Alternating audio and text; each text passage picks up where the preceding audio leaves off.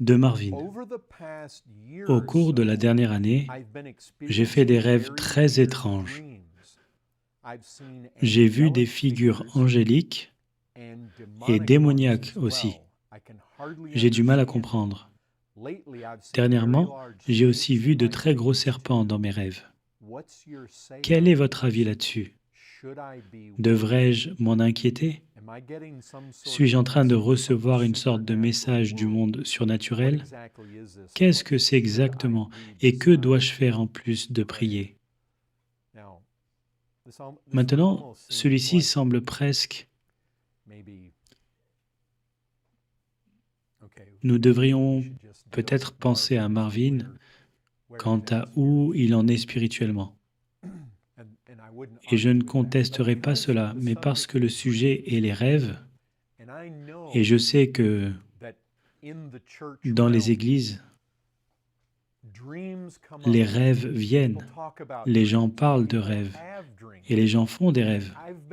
On m'a demandé où j'ai entendu quelques-uns dire qu'ils avaient fait un certain rêve. Il y a des gens dans notre Église qui parlent de rêves. Et donc, pensons simplement aux Écritures. Dieu a-t-il déjà donné un rêve? Qui vient de lui? Pas satanique. C'est Dieu qui donne le rêve parce que Dieu veut communiquer quelque chose à un individu. Est-ce que ça arrive? L'Ancien Testament? Ancien Testament et Nouveau Testament? D'accord. Donc, tout au long de la Bible, nous pouvons trouver des exemples de Dieu qui donne des rêves. C'est un rêve donné par Dieu qui communique une sorte de prophétie, une sorte d'avertissement, une sorte de message. Donnez-moi quelques exemples. Bon, et par bon, je ne veux pas dire que lorsqu'il est interprété, ça semble être une bonne nouvelle, mais qu'ils sont bons dans le sens qu'ils sont donnés par Dieu. Donnez-moi quelques exemples, Ancien et Nouveau Testament. Pharaon. Joseph a interprété pour lui. Oui, il y avait les vaches. Il y avait les tiges de maïs ou des tiges de blé, 7 ans. Il y a deux Joseph, en fait, dans la Bible qui étaient assez importants au sujet des rêves. Vous avez Joseph dans l'Ancien Testament et Joseph, le mari de Marie, dans le Nouveau Testament. Très souvent, le Joseph du Nouveau Testament recevait des rêves concernant ce qu'il devrait faire en ce qui concerne échapper à Hérode, aller en Égypte, quand revenir, même prendre Marie pour épouse. Dieu parlait très régulièrement à Joseph, le mari de Marie, en guise de rêve. Quelqu'un peut-il penser à un autre endroit dans l'Ancien Testament où les rêves sont assez importants?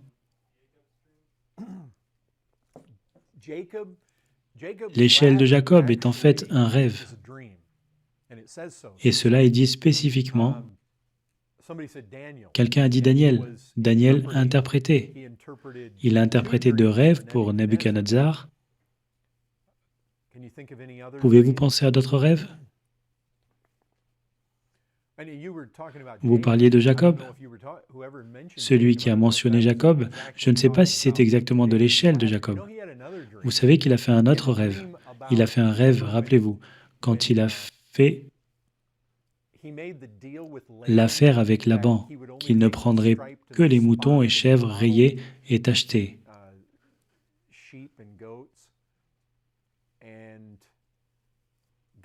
Et Dieu lui a donné un rêve. Et c'est peut-être ainsi qu'il savait qu'il devrait les choisir. Mais vous vous souvenez de ce qu'il a fait? Il a pris ses bâtons et il y a mis des rayures. Et il les a en quelque sorte levés. Mais d'autres rêves, pouvez-vous penser à d'autres? Comment? Dieu a dit, prends garde de ne rien lui dire, et bien ni en bien ni en mal. Ne lui fais aucun mal. Abimelech, vous vous souvenez, vous, de ce gars? Il était un roi philistin. et il avait pris Sarah, et il a fait un rêve, disant, « Tu vas mourir. » Et il a dit, « Seigneur, j'ai fait ceci dans l'intégrité de mon cœur. » Et il a fait un autre rêve, et Dieu est venu à lui et a dit, « Je le sais. » Quoi qu'il en soit, ok. Des bons rêves, oui, il y a des rêves donnés par Dieu. Il y a des bons rêves. Vous rappelez-vous d'autres endroits dans le Nouveau Testament en particulier? Peut-être pas où vous avez des exemples spécifiques de rêves, mais où des rêves sont mentionnés, positivement. Pentecôte, essentiellement l'accomplissement de Joël, chapitre 2. Qui va rêver des rêves? Qui? N'est-il pas dit les vieillards? Oui, les vieillards auront des songes. Alors c'est une bonne chose. L'Esprit agit, bon rêve. Que diriez-vous d'exemples de mauvais rêves? Et par mauvais rêves, je veux dire les gens qui font référence à leurs rêves comme étant venus de Dieu, mais la réalité est qu'ils ne viennent pas de Dieu. Et la seule raison pour laquelle ils disent qu'ils font des rêves venant de Dieu, c'est pour qu'ils puissent présenter leurs mensonges.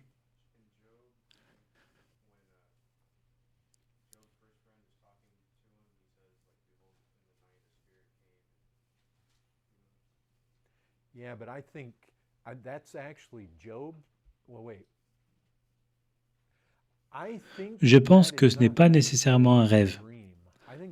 Je pense que ça peut être quelque chose de démoniaque. Ouais, je ne suis pas sûr que ce soit un rêve. Jude, ces gens étaient de faux prophètes. Ils donnent une longue description, mais il est dit qu'ils se fient à leurs rêves. Ils font confiance à leurs rêves. Bien. Pouvez-vous penser à un endroit qui dit qu'ils font confiance à leur vision?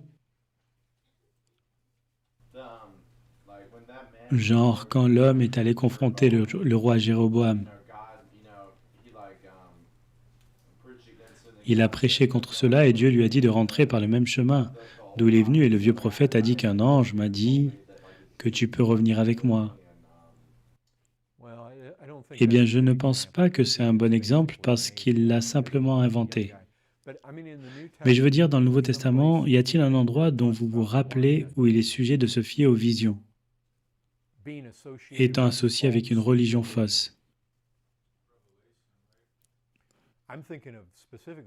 Je pense spécifiquement à Colossiens.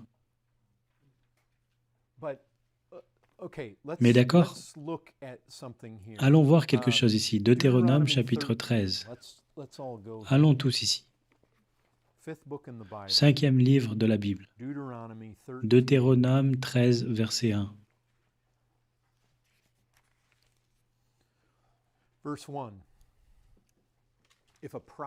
S'il s'élève au milieu de toi un prophète ou un songeur qui t'annonce un signe ou un prodige, alors voici quelque chose.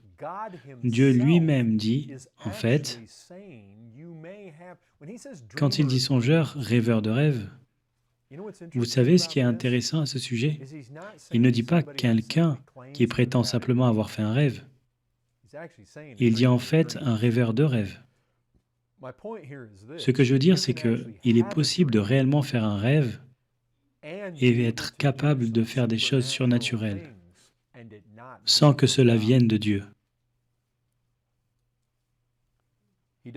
S'il t'annonce un signe ou un prodige et qu'il y a accomplissement du signe ou du prodige dont il t'a parlé en disant « Allons auprès d'autres dieux », des dieux que tu ne connais point et servons-les, tu n'écouteras pas les paroles de ce prophète ou de ce songeur, car c'est l'Éternel votre Dieu qui vous met à l'épreuve pour savoir si vous aimez l'Éternel, de tout votre cœur et de toute votre âme. Vous voyez donc cette réalité? Allez à Jérémie 23. Jérémie traite assez largement de ce sujet. Jérémie 23.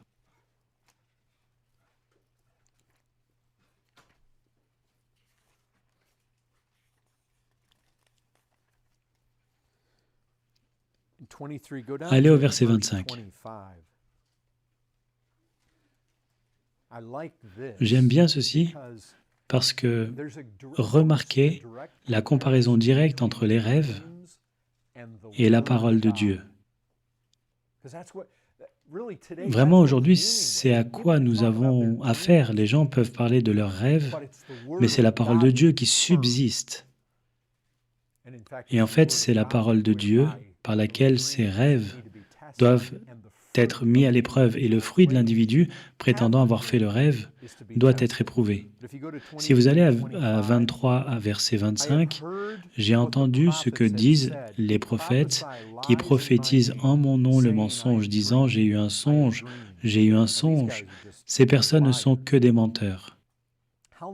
Jusqu'à quand ces prophètes veulent-ils prophétiser le mensonge, prophétiser la tromperie de leur cœur? Ils pensent faire oublier mon nom à mon peuple par les songes que chacun d'eux raconte à son prochain, comme leurs pères ont oublié mon nom pour Baal. Que le prophète qui a eu un songe raconte ce songe et que celui qui a entendu ma parole rapporte fidèlement ma parole. N'est-ce pas intéressant? Voilà la comparaison. Pourquoi mêler la paille au froment? C'est comme la différence entre le rêveur et l'homme qui a sa parole. Verset 29, « Ma parole n'est-elle pas comme un feu, dit l'Éternel, et comme un marteau qui brise le roc ?» Descendez au verset 32. « Voici, dit l'Éternel, j'en veux à ceux qui prophétisent des songes faux, qui les racontent et qui égarent mon peuple par leurs mensonges et par leur témérité. Je ne les ai point envoyés, je ne leur ai point donné d'ordre, et ils ne sont d'aucune utilité à ce peuple, dit l'Éternel. » Maintenant, Kevin a fait référence au texte dans Jude. Donc je pense que nous finirons peut-être sur celui-ci, ici dans Jude, parce que je veux faire quelques remarques.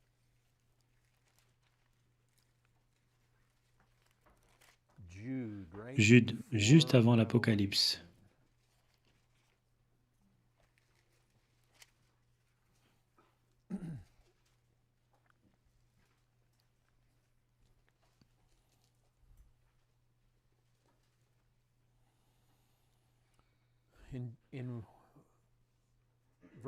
Au verset 5, je veux vous rappeler, à vous qui savez fort bien toutes ces choses, que le Seigneur, après avoir sauvé le peuple et l'avoir tiré du pays d'Égypte, fit ensuite périr les incrédules, qu'il a réservés pour le jugement du grand jour, enchaînés éternellement par les ténèbres, les anges qui n'ont pas gardé leur dignité, mais qui ont abandonné leur propre demeure. Il parle donc de jugement ici, et de ceux qui sont sujets de son jugement, que Sodome et Gomorrhe et les villes voisines qui se livrèrent comme eux à l'impudicité et à des vices contre nature sont donnés en exemple. Un exemple pour qui? Pour nous, subissant la peine d'un feu éternel. Voyez, l'immoralité sexuelle, c'est un exemple pour nous de ce que Dieu va nous faire si nous sommes impliqués dans l'immoralité sexuelle. Malgré cela, ces hommes aussi, remarquez ceci, pareillement. Ces gens sont comme Sodome et Gomorrhe. Malgré cela, ces hommes aussi, entraînés par leur rêverie, souillent pareillement leur chair, méprisent l'autorité et injurient les gloires. Et ça m'a fait penser que ce Marvin, il fait des rêves.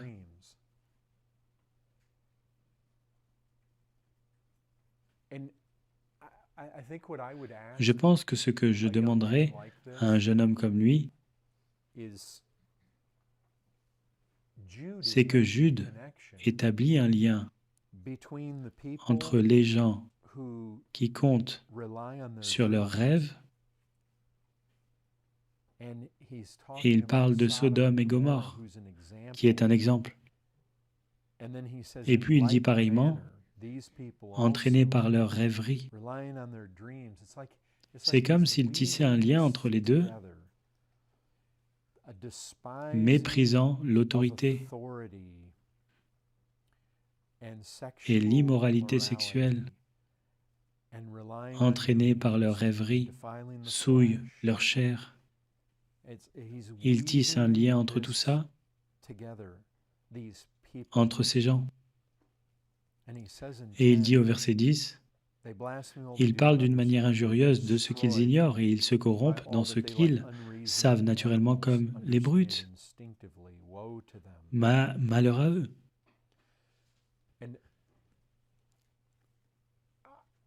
Je peux vous dire ceci. Quand on voit Joseph rêver,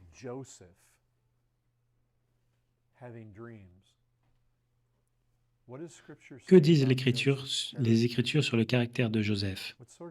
Quelle sorte d'homme était-il? Que dit l'Écriture de Daniel? Quel genre d'homme était-il? Que dit l'Écriture à propos de Joseph du Nouveau Testament, le mari de Marie? Quel genre d'homme était-il? Vous savez, je pense qu'il vaut mieux les lier ensemble. Je demanderai à Marvin à propos du lien avec l'immoralité sexuelle. Je voudrais lui poser des questions sur sa pureté. Vous voyez, il veut parler de rêve. Devrais-je avoir peur? Je dirais ceci. S'il y a immoralité sexuelle dans votre vie, c'est à cause de cela que la colère de Dieu arrive. Et c'est de cela que vous devez avoir peur. Vous rêvez de serpents? Rêve? Devons-nous en faire un grand cas? Faut-il guider nos vies en fonction de rêves? Je pense qu'il faut être très prudent au sujet des rêves. Dieu pourrait-il parler à une personne à travers eux? Il y a des exemples bibliques, mais je vais vous dire ceci. Autant qu'il y a d'exemples bibliques, de rêves donnés par Dieu, dirigeant des hommes justes, il y a aussi beaucoup d'avertissements concernant les gens corrompus et les faux prophètes et les méchants qui font des rêves, font confiance aux rêves, veulent parler de leurs rêves. Les rêves, d'où peuvent-ils venir? Je veux dire, certaines personnes vous le diront, s'ils mangent juste avant d'aller se coucher, ils font toutes sortes de rêves, ou des rêves fous. Ça pourrait être une cause. Il pourrait y avoir des causes naturelles expliquant pourquoi vous rêvez. Nous rêvons tout le temps. Mais pourquoi parfois nous nous rappelons le plus de rêves? Peut-être que cela a à voir avec si nous dormons bien ou un sommeil profond. Certains rêves pourraient-ils venir de causes sataniques, sans doute. Pourriez-vous rêver de serpents? Si vous êtes assis à regarder un film, comme l'un de ces films cannibales, ou des films de zombies ou quelque chose, pensez-vous que cela pourrait influencer vos rêves? Vous savez, juste un style de vie illicite pourrait affecter vos rêves. Ce que vous lisez ou pensez ou regardez juste avant d'aller vous coucher peut avoir un effet énorme. Je pense que la question à se poser en ce qui concerne ces choses, c'est de regarder le style de vie. Je pense que la question concerne un jeune homme et sa vie.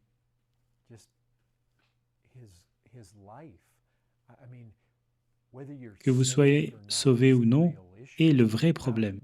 Pas « dois-je avoir peur parce que je rêve de serpents ?» Eh bien, la vérité est que je devrais avoir peur si je suis perdu. Je devrais craindre celui qui peut jeter corps et âme en enfer. Voici ce que je dois craindre. Je veux dire, si je suis chrétien et je fais un rêve fou sur les serpents et c'est un cauchemar, je suis en sécurité. Si je suis perdu et que je fais des rêves d'anges, quand j'étais perdu, j'ai rêvé de Marie. Très réconfortant. J'ai un sentiment qu'il y avait du diabolique. Ça m'a donné de telles pensées de Marie que je n'avais jamais eues. J'étais culturellement catholique toute ma vie, mais ça m'a donné de telles pensées sur Marie, elles étaient chaleureuses. J'ai ressenti quelque chose. Mais vous savez, on peut faire toutes sortes de beaux rêves et être perdu et aller en enfer. On peut faire des rêves de serpents et des choses horribles et aller au paradis. Ce n'est pas la sorte de rêve qui a de l'importance.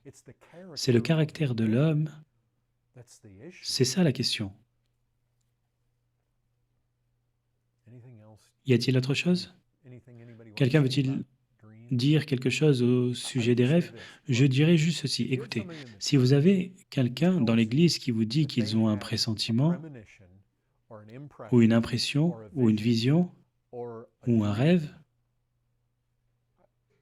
je dirais juste ceci. Soyez extrêmement prudent, que vous ne laissez pas le rêve de quelqu'un d'autre. Voici l'un des problèmes que j'ai.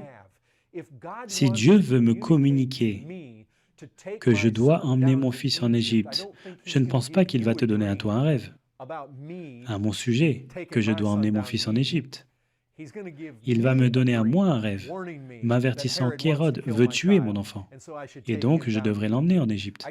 Je deviens très méfiant quand il y a une troisième personne qui me dit qu'ils ont fait un rêve que je suis censé épouser telle ou telle personne. Je serai extrêmement méfiant de ce genre de choses. N'y mettez pas d'importance, vous vous tromperez. Ce en quoi vous devriez mettre de l'importance, c'est la parole de Dieu. Allez au Proverbe 31, étudiez-le. Regardez le caractère d'une femme. Utilisez-le comme point de référence. Soyez très prudents, parce qu'il y a des gens qui, même dans les bonnes églises, des gens qui diront « J'ai fait ce rêve, c'était à propos de toi ». C'est presque comme s'il y avait un sens ici, comme s'il y a quelque chose que tu es censé savoir qui va influencer quelle décision tu vas faire dans ta vie. Vos antennes devraient se monter et les signaux d'alerte devraient se déclencher quand les gens vous disent ça.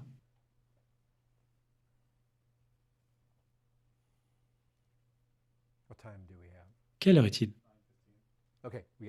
D'accord, nous avons assez de temps pour une de plus. Quelqu'un veut dire quelque chose au sujet des rêves? Yes, I have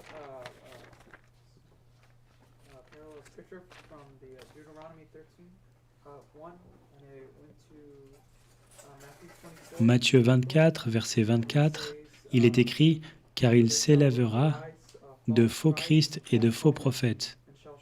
Ils feront de grands prodiges et des miracles au point de séduire, s'il était possible, les élus. » C'est vrai.